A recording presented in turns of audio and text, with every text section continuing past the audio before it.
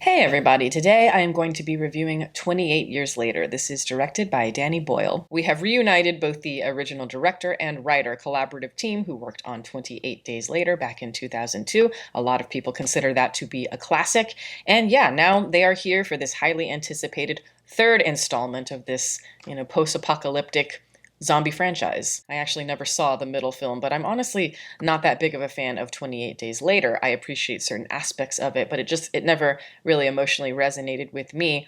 But a lot of that has to do with the fact that I'm just not a huge Danny Boyle fan. It's been a long time since I have reviewed a Danny Boyle film on this channel, but I know I have certainly discussed it in the past. The first 20 minutes, maybe, of the original 28 Days Later, I think it's some of the best directing that Danny Boyle has ever done in his entire career. Just the way that he photographs an empty city and the slow building unease of everything. It's his ability here to not crowd the experience with too much noise, because I think he has a tendency, in my opinion at least, to be too flustered. The editing is often too glitchy and spastic and disorienting in a way where, again, it just doesn't resonate with me. But even the writing of that film, I know it's meant to be socio-political, and that is totally fine, but it often feels too self-conscious for my taste. It's dealing with morality in a way that's just, it's very pointed, especially as the film goes on. But with this new film, 28 Years Later, it's trying to maintain a certain style of that original film, a graininess and like a disorienting feeling, as I mentioned, within the editing, but it's a lot slower of a film. And there is this new agey type of beauty, a spirituality to the film that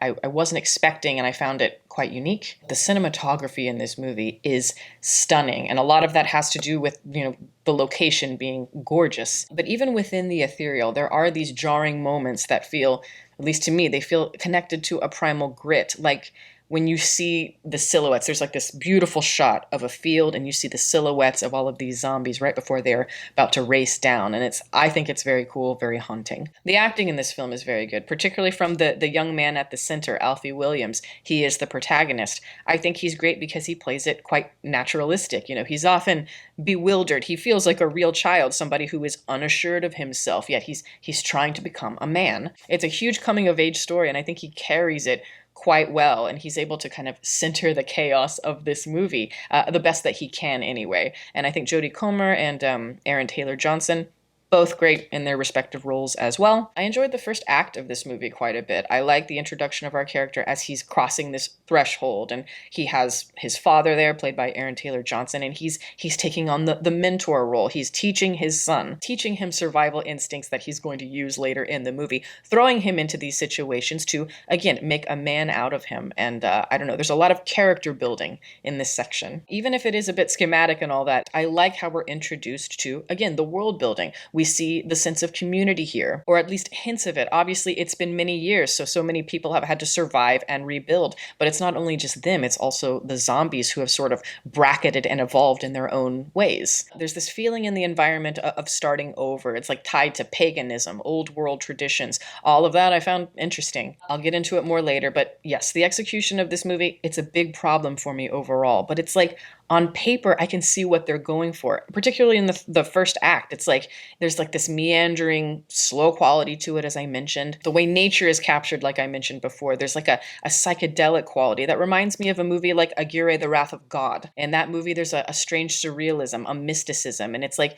in this movie too, it feels like a fever dream slowly growing, and it gets more eccentric as it goes. So yes, the elements are there, the stage is set, but there is just an inconsistency to this film from many angles that just, it bothers me. It's a film that is told in pieces, and a lot of those pieces do feel half-baked. Like I said, the first piece it's the father-son dynamic, and then the second half of the movie is more the son taking on the father role, where he is the caregiver to his sick mother, played by Jodie Comer. But for me, the mother story and the father story, as it relates to the young boy, just isn't fully formed. So there is a disconnect between what the boy learns in the first half compared to how he is trying to execute it in the second half with his mother, or isn't, quite frankly. It's like we have three movies in one here, and we can't find the proper way to connect them. We have a little bit of The Last of Us, we have a little bit of Apocalypse Now, particularly in the third act of the movie, and we have a little bit of, spoiler alert, a little bit of Children of Men with the baby metaphor. Another symbol representing hope, but it feels very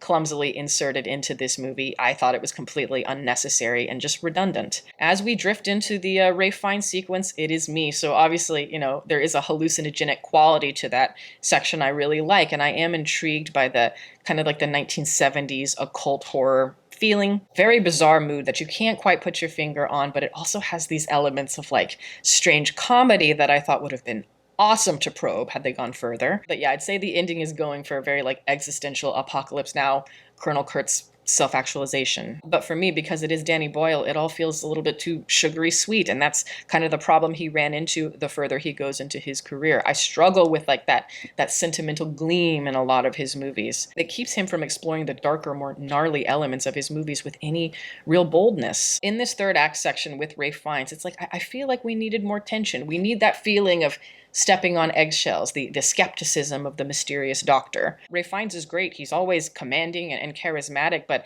it's more the writing of his character that I have a problem with. He's very one note. Again, all that he represents symbolically, it's just a little bit too neat, tidy, and clean in the execution. And when you consider how he was introduced, particularly by the father character, I think it would have been a great opportunity at this point in the movie to explore some cult symbolism. And just throughout the movie, the sense of all these human communities and how they've had to develop over time, or how it reflects the world in all these kinds of ways. It just doesn't take these opportunities, but it dangles them in front of you just in a very half-baked way. The end of this film is quite annoying to me. It's annoying for a couple of reasons, and we see this a lot with current franchises where there's just like a drop-off, like a to-be-continued sort of thing, but it doesn't feel conclusive as a singular film. To me, it's lazy and narratively unsatisfying, but at the very end of this movie, the tone escalates even more. It goes from this like, psychedelic kind of mysticism, and then it becomes kind of like bizarre comedy, but not in a good way. Honestly, the feeling at this point was like I got home from a really long night out, and then all of a sudden I get to my door and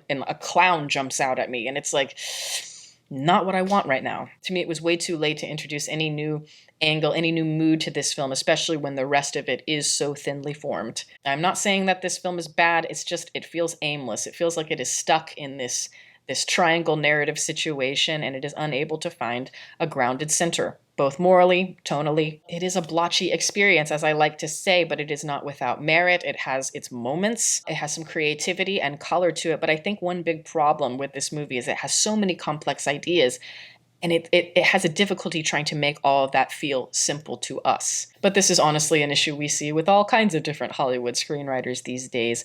I think that this is a movie you should see on the big screen. I don't think I would pay like a full price for it, but maybe an early matinee. I think if you did like 28 Days Later, there are going to be certain things here that you admire. But if you're a massive fan of that one, I can see the scatterbrained nature of this one becoming a little bit grating. I think this could have been really special. In the right hands, this could have been special. So that is a shame. But like 28 Days Later, I do think that this movie, it sets itself apart, particularly in the style of it. It's very different from a lot of zombie movies you might otherwise see. But that is my review. Thank you guys so much for watching. I'm going to plug my website as always. It is deepfocuslens.com. I'm an artist. I do commission portraits, and I also sell prints of my work. If that's something you're interested in, you can always go to the website below, and if you have a question about a commission or a print, you can always email me. My email is in the description box below as well. Also, I'd like to give a shout out to my patrons who are great. Guys, thank you so much for your support. Welcome to all the new members. If you are interested in supporting, the link for that is below, as well as the rest of my social media information. You can watch my videos here, and you can subscribe if you'd like. Catch you next time.